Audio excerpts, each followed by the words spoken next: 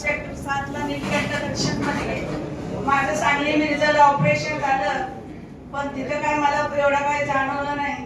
पण ही माझी तिसरी बॉटल आहे. मला इतका अनुभव आलाय की विचारायला नको. आणि आता सध्याला पण डोक्यात एक गाठ होती. हे अंबिका दवाखाना पनवेलचा करत होती. जर महिन्याला 2,500च्या गोळ्या पोरगं देत होतं, पण ही डोकं नुसतं दुखायचं. ह्या सगळ्याला गाठ आहे, ती गाठ आपोआप विरघळायला लागलेली आहे. आज 1.5 महिना झाला. नुसतं 1.5 महिन्यात 3 बॉटल, आज उद्या एक संपल, तिसरी बॉटल.